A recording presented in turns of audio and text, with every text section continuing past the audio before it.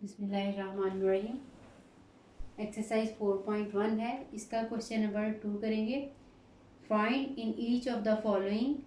First part, the distance between the two given points and the second one part is mid point of the line segment joining the two points.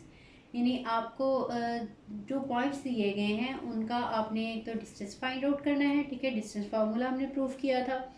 और second आपने mid point find out करना है उस line segment का जो इन दोनों points को join कर रही है। तो ये सारे पार्ट्स एक ही तरह के हैं, कोई सा भी मैं एक पार्ट कर देती हूँ। इसका फर्स्ट पार्ट है, इसमें ए दिया हुआ है 3 and 1,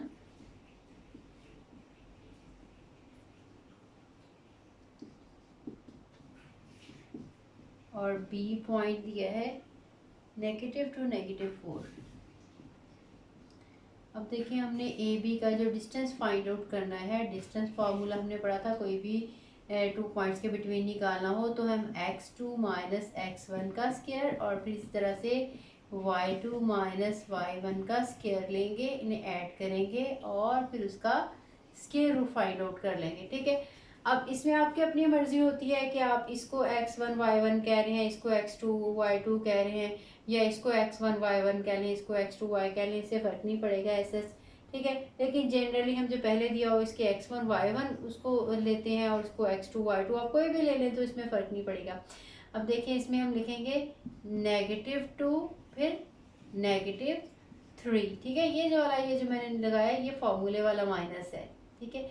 इसका स्क्वायर प्लस लगाएंगे। अगर आपने लेकिन सिमेट्री रखनी है, अगर आप इसका पहले x लिख रहे हो तो y भी पहले इसी का लिखें। अगर आप इसका पहले लिख रहे हैं x पॉइंट तो कोऑर्डिनेट तो y कोऑर्डिनेट भी इसी का पहले लिखें।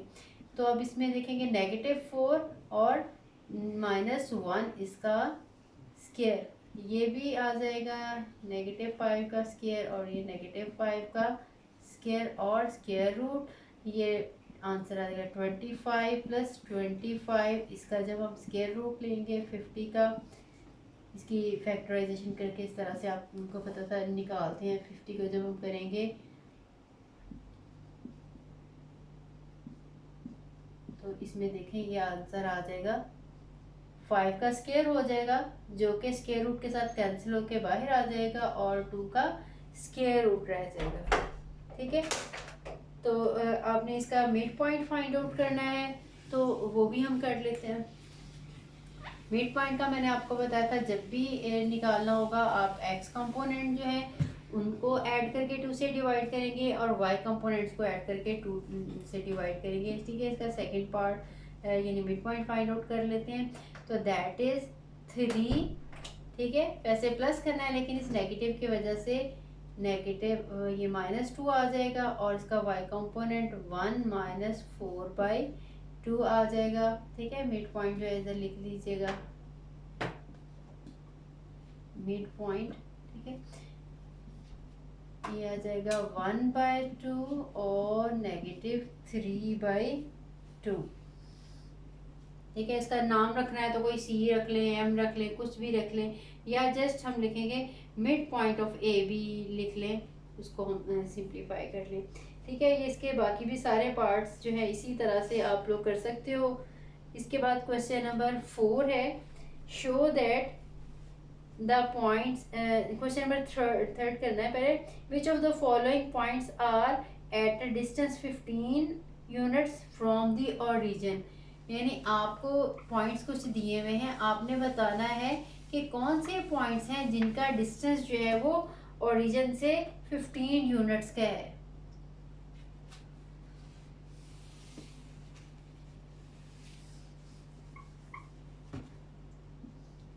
क्वेश्चन नंबर 3 है, विच ऑफ द फॉलोइंग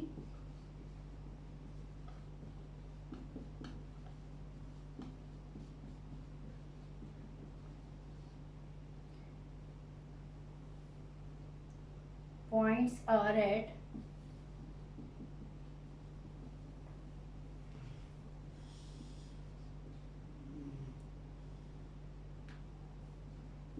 a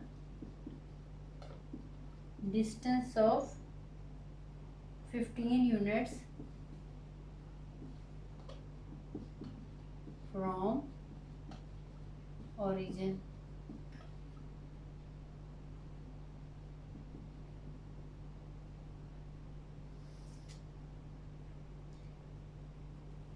तो आपको जितने भी इसके पार्ट दिए हुए हैं इन सब में आपने डिस्टेंस ही निकालना है, जैसे अभी हमने किया है। उसमें हमें एक पॉइंट जो है, 2 पॉइंट दिए हुए थे, इसमें हमें 1 पॉइंट दे दिया है और साथ में जो है दूसरा ओरिजिन है। जैसे देखेंगे 1 और 15 है, सपोज हमें पॉइंट दिया हुआ, आप इसको चेक कर लें, सबके इसी तरह से करने हैं आप। तो दूसरा पॉइंट जो है वो ओरिजिन आपने लेना है, ठीक है। ओ है 0 0 होता है, ठीक है। ओरिजिन के कोऑर्डिनेट्स आपने ओरिजिन से डिस्टेंस लेना है, तो ये उससे भी ज़्यादा आसान है। इसी तरह से आप हम लिखेंगे डिस्टेंस फ्रॉम ओरिजिन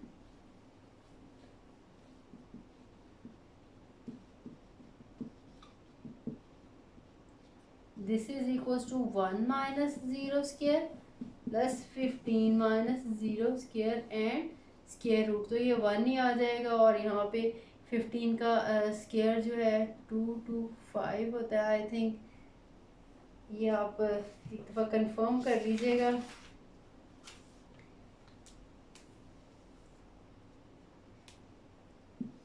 और ये 226 का स्क्वायर रूट आ जाएगा, ठीक है। अगर इसकी फैक्टराइजेशन होती है तो करके अगर लिख लीजिएगा, अदरवाइज फिर एज इट इज़ ये आंसर आ जाएगा।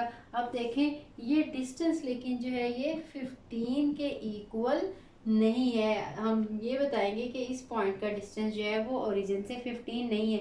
जिसका डिस्टेंस का आंसर 15 आ जाएगा हम वो मेंशन कर देंगे कि ये ओरिजिन से 15 यूनिट के डिस्टेंस पे है। ये सब के अपने पॉइंट्स ही बताने हैं, पॉइंट्स के डिस्टेंसेस ही चेक करने हैं ओरिजिन के साथ। इसके बाद क्वेश्चन नंबर 4 है। फर्स्ट पार्ट है show that the point A B and C are vertices of a right triangle. अब देखें आपको तीनों पॉइंट्स दे दिए हुए हैं और आपने प्रूव करना है कि ये राइट ट्राइंगल के वर्टिसेस हैं। अब हमने इन सब को जितने भी इसके पार्ट दिए हैं हमने डिस्टेंस फार्मूला से प्रूव करना है। इसको राइट ट्राइंगल हम और मेथड से भी वैसे तो कर सकते हैं, इसको हम वेक्टर्स वाले मेथड से भी, इसके अलावा आगे स्लोप वगैरह आएगी उस मेथड से भी किया जा सकता है।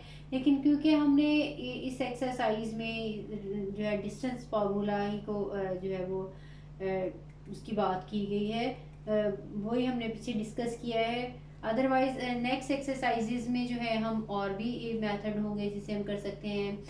तो आपको अगर एग्जाम में है वैसे इसको हम दूसरे तरीके से भी किया जा सकता है, लेकिन इस एक्सरसाइज में मैं आपको डिस्टेंस फार्मूला से ही बताऊंगी क्योंकि अभी हमने इस चैप्टर का डिस्टेंस फार्मूला ही पढ़ा है। तो आपने क्या करना है, ए बी का डिस्टेंस फाइंड आउट करना है, ठीक है। फर्स्ट पार्ट का सॉल्यूशन बता रही हूँ, आपने डिस्टेंसेस फाइंड आउट करने हैं ए से बी का, बी से सी का और सी से डी का उसी डिस्टेंस फार्मूला से। इन दोनों पॉइंट्स का आपने डिफरेंस लेना है, स्क्वायर लेना है। मैं डिस्टेंस फार्मूला एक दफ़ा लिख देती हूँ। Distance formula is x2 minus x1 square plus y2 minus y1 square, ठीक है। अगर आप ए और बी का डिस्टेंस फाइंड आउट करेंगे तो ए और बी पॉइंट हम यूज़ करेंगे। बी और सी का डिस्टेंस फाइंड आउट करना हो तो बी और सी के हम लेंगे पॉइंट्स। सी और डी का डिस्टेंस फाइंड आउट करना होगा तो हम इनके पॉइंट जो है वो लेके तो ये डिस्टेंस निकालेंगे, ठीक है। जब आपने तीनों के तीनों डिस्टेंसेस निकाल लिए तो अब देखें अगर इनके ऊपर पाइथागोरियन थ्योरम जो है वो पूरा आ रहा है, यानी कोई से भी आपने तीनों साइड निकाली, कोई सी 2 साइड्स का स्क्वायर लेने के बाद ऐड करें तो अगर तो वो थर्ड साइड के स्क्वायर के इक्वल आ रही है तो फिर हम कहेंगे कि ये राइट ट्राइंगल बन रही है। आप इनसे देख लेंगे जो सबसे बड़ी वैल्यू होगी यकीनन वो हाइपोटेन्यूज होगा। सपोज ए बी की वैल्यू सबसे बड़ी है तो आप बी सी और सी डी इनका स्क्वायर लेके ऐड करें, चेक करें क्या वो इसके स्क्वायर के इक्वल आ रही है।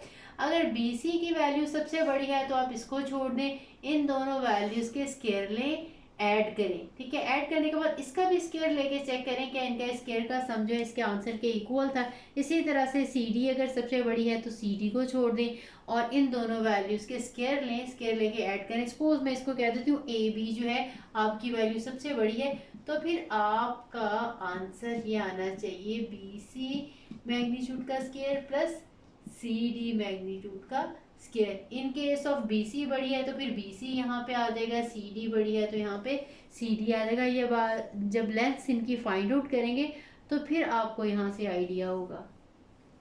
इसका सेकंड पार्ट है, ठीक है, अगर ये स्टेटमेंट ट्रू आ जाती है कोई से भी यहाँ पर पॉइंट बड़ा वाला लेके उसके लिए, तो फिर हम कहेंगे proved that the point A B C are the vertices of right triangle as the Pythagorean theorem is satisfied. इसके बाद सेकंड पार्ट दिया हुआ है the points A B and C are vertices of isosceles triangle. ठीक है, isosceles triangle क्या होती है?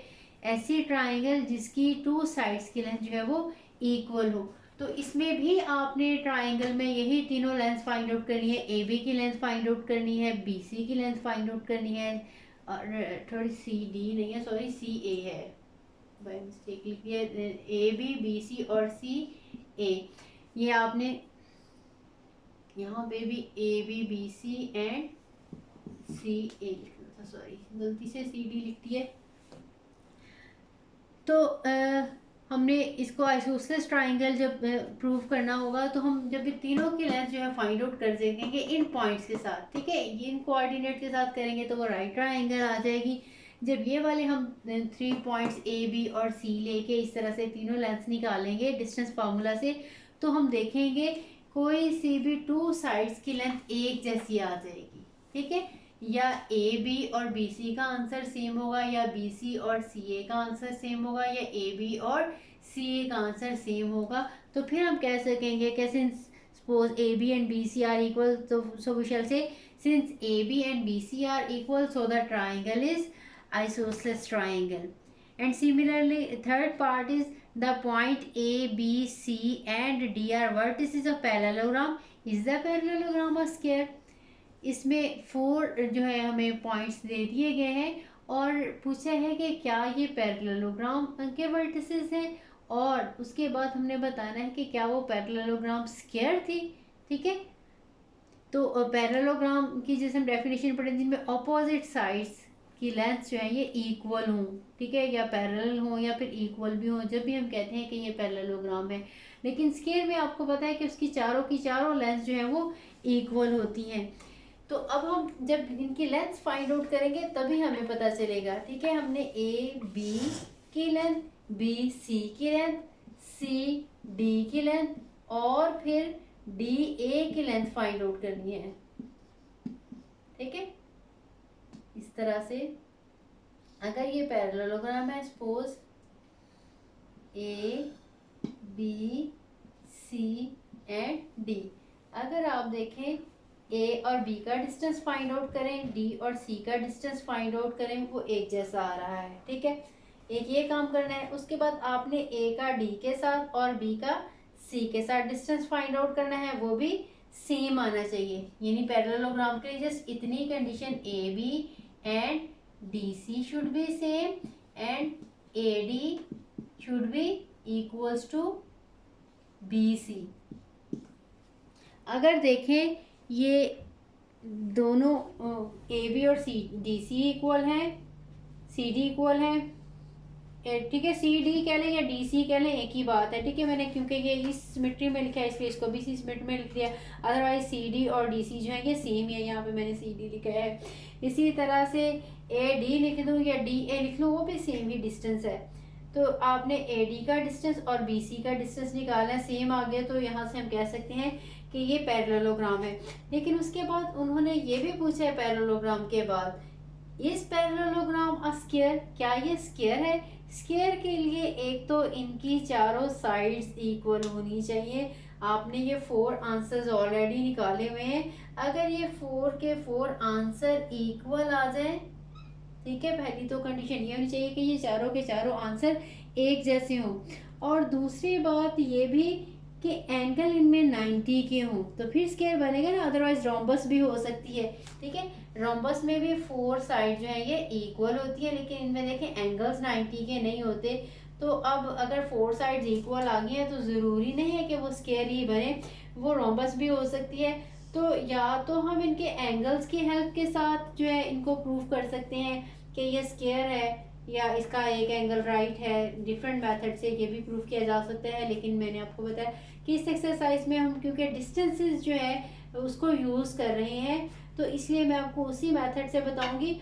तो जो स्क्वायर होता है उसमें जो डायगोनल होते हैं वो हमेशा इक्वल होते हैं, जबकि जो रोम्बस होती है, इस तरह से जो पैरेललोग्राम होती है, इनमें भी डायगोनल जो है ये इक्वल नहीं होते। देखिए पैरेललोग्राम में भी देखें, अगर हम रेक्टेंगल में देखेंगे तो ये हमारे इक्वल होते हैं, लेकिन इसमें एक छोटा होगा डायगोनल और एक बड़ा होगा। इसी तरह से रोम्बस में भी हम देखेंगे एक डायगोनल छोटा होगा और एक डायगोनल बड़ा होगा, जबकि स्क्वायर जब होगा तो इसके डायगोनल जो है हमेशा इक्वल होंगे। डायगोनल्स की लेंथ, ये चारों लेंथ भी इक्वल होंगी और ये वाला डायगोनल इस डायगोनल के इक्वल होगा। तो आपने जैसा कि इसमें ये अगर ए बी सी और डी है, ये तो चारों आपने लेंथ फाइंड आउट कर ली थी।